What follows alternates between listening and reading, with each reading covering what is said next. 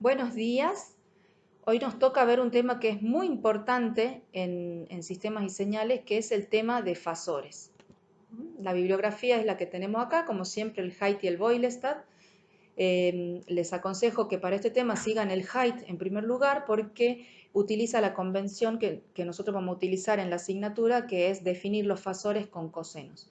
También, por supuesto, pueden leer el Boylestad siempre que tengan presente que la convención que utiliza este libro es la del seno. La clase pasada nosotros habíamos definido lo que eran los números cualquiera de los complejos. dos Rápidamente les hemos viene visto bien, cuáles les va eran a las servir. formas Bueno, comencemos. de representarlos en el plano complejo, ¿sí? Una forma era la cartesiana, en donde yo daba la parte real y la parte imaginaria y lo escribía como A más BJ.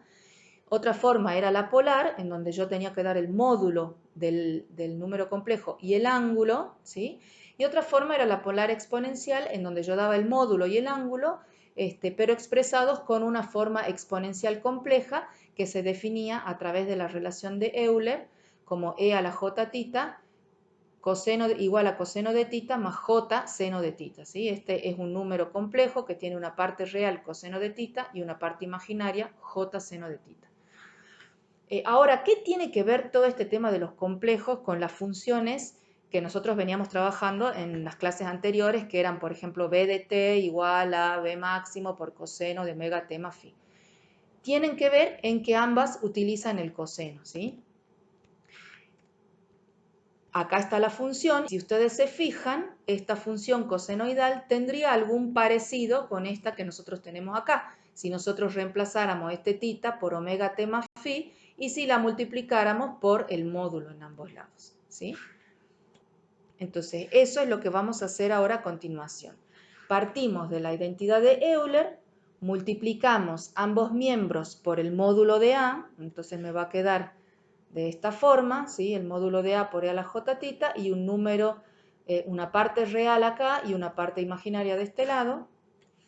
Y ahora vamos a hacer el cambio. En vez de utilizar tita, vamos a utilizar omega t más phi, ¿sí? Lo vamos a reemplazar aquí adentro, ¿sí? Y me va a quedar este número que está acá, que es la representación de algo que tiene módulo A y que tiene un ángulo omega t más phi, ¿sí? Y que tiene una parte real y una parte imaginaria. ¿Cuál es la diferencia con la forma polar que habíamos visto nosotros antes? La diferencia está en que aquí el ángulo tita es un ángulo constante y fijo, mientras que aquí el ángulo con el que yo estoy trabajando es un ángulo que depende del tiempo, es un ángulo variable, o sea, para cada momento tiene un valor distinto. Para t igual a 0 valdrá phi, ¿sí? Para t igual al periodo valdrá phi, pero en los puntos intermedios va a ir tomando distintos valores, ¿sí? Entonces, lo que nosotros tenemos acá no le podemos llamar un número complejo, porque el número complejo tiene un ángulo fijo, y esto no tiene un ángulo fijo, sino que tiene un ángulo variable. Entonces, esto es lo que nosotros le llamamos fasor, ¿sí? Entonces, el fasor tiene una parte real y una parte imaginaria.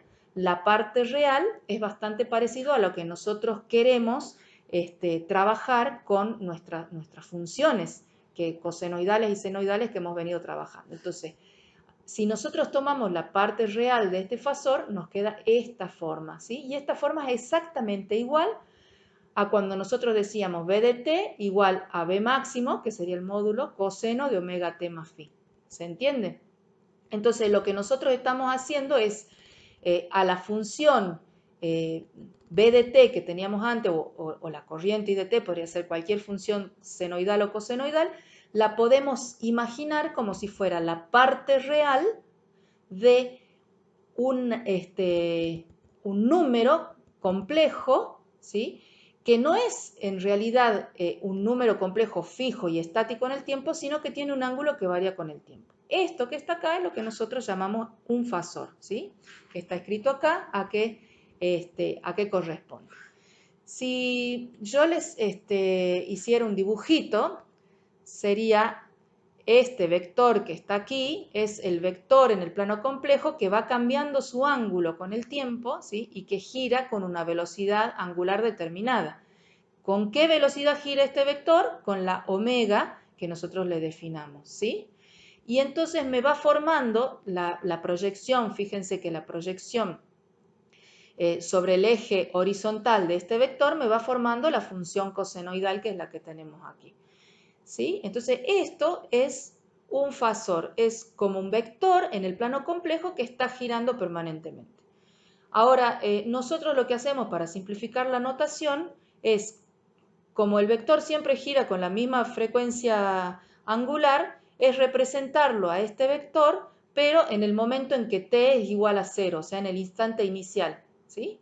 Entonces, este omega t es como que me lo guardo a su valor y simplemente represento un e a la j phi, ¿sí? Igual que como teníamos antes, en forma polar, pero la diferencia es que nosotros sabemos que esa entidad, tensión o corriente, en realidad es un fasor y no un número complejo estático. ¿Sí?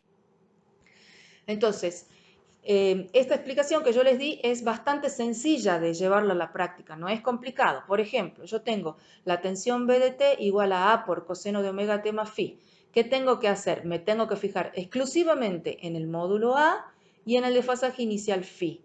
El omega lo guardo para tenerlo como dato, pero no se utiliza cuando uno hace el paso del dominio del tiempo al dominio de la frecuencia, que es donde viven, digamos, por decirlo de alguna manera, los fasores. Entonces, el fasor tensión se representa en forma polar como una amplitud A con un ángulo de desfasaje inicial phi. ¿Sí? Entonces, ¿cuál es la ventaja de esto? Que si yo tengo que sumar, restar, multiplicar o dividir funciones senoidales o cosenoidales, es bastante complicado. No es imposible, pero es más complicado que si yo tuviera que sumar, restar, multiplicar o dividir fasores de este tipo. Entonces los cálculos se me simplifican un montón.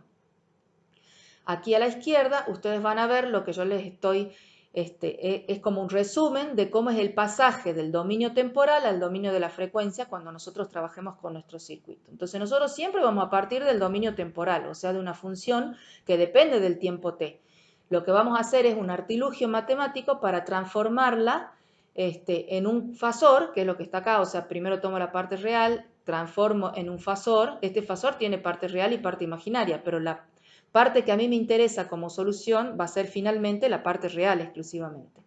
Entonces, pero mientras tanto, yo cuando me transporto al dominio de la frecuencia, puedo trabajar con los fasores y utilizarlos algebraicamente, resolver todas las operaciones en este dominio. ¿Sí? Este dominio, bueno, este fasor está escrito acá en forma polar exponencial y este fasor está escrito acá directamente en forma polar. Son exactamente lo mismo. Fíjense que se utiliza la letra negrita en ambos casos para indicar que este número es un fasor, ¿sí? Algunos libros le ponen doble rayita a la letra, otros le ponen un palito arriba y en este caso el height, por ejemplo, lo pone con negrita, ¿sí? Entonces veamos ahora un ejemplo.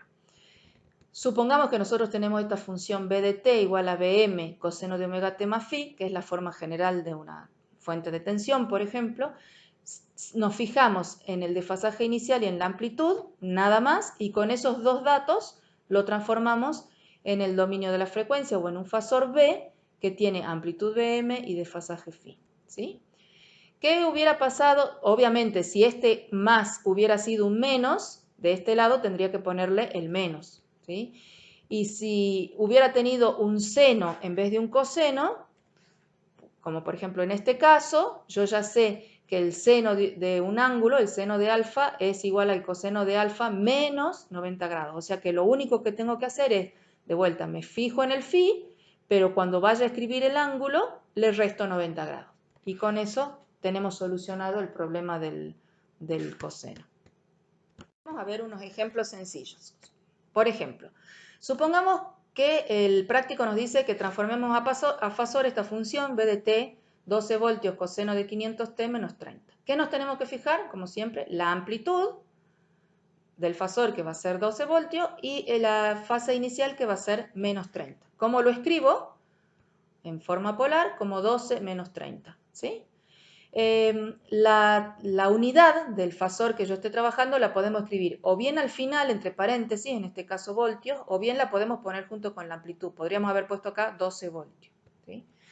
Otro ejemplo, supongamos ahora que tenemos una corriente 5,2 amperes de módulo por seno de 20t más 25. De vuelta, me fijo solamente en el módulo, que es 5,2 amperes, y solamente en la fase inicial, que es 25 grados.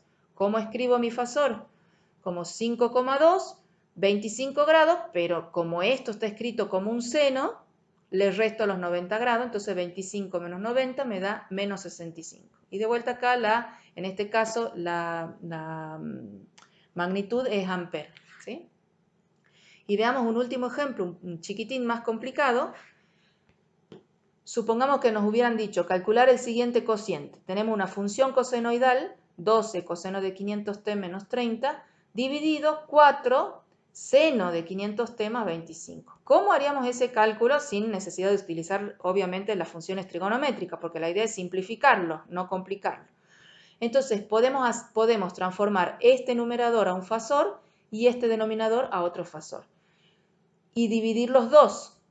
Siempre que yo haga cuentas entre fasores, tengo que verificar que la frecuencia angular esta que tengo acá, estos 500, sean la misma para todos los fasores. Yo puedo operar algebraicamente con los fasores siempre que los fasores tengan la misma frecuencia. Si tuvieran frecuencia distinta, no se podría hacer todo esto que estamos hablando.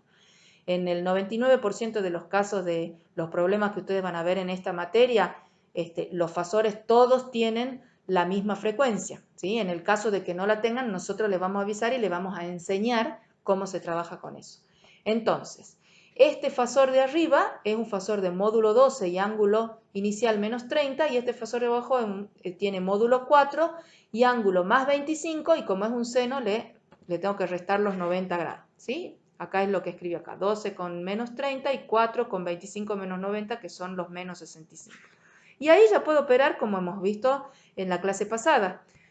Para dividir dos números que están en forma polar, divido los módulos, 12 dividido 4 es 3, y resto los ángulos, o sea, menos 30, menos 25 más 90, o menos 65, son los menos 95, ¿sí? O sea, operé y obtuve como resultado otro fasor que tiene una amplitud distinta, 3, y un desfasaje inicial distinto, menos 95 grados. Esto, por supuesto, si yo quiero dar la solución de este problema, la tengo que dar en el dominio del tiempo, no en el dominio fasorial. Entonces, lo que hago es volverme al dominio del tiempo, transformando este fasor en un coseno. Entonces, la amplitud va a ser 3, la frecuencia va a ser la misma con la que venimos trabajando, 500, y el desfasaje inicial va a ser menos 95, ¿sí? Entonces, el cociente es igual a esta fórmula que tenemos acá. Así como hice el cociente, podría haber hecho suma, resta, multiplicación, división o lo que se me hubiera ocurrido, y hubiera sacado el resultado mucho más sencillo pasándome a fasores y resolviendo que utilizando las funciones trigonométricas. Bueno, hasta aquí llegamos el día. Si les quedó alguna duda, este video que encontré aquí está muy sencillo explicado qué es un fasor, así que se los dejo para que ustedes lo vean. Cualquier cosa miren en la bibliografía y consultan si tienen alguna duda.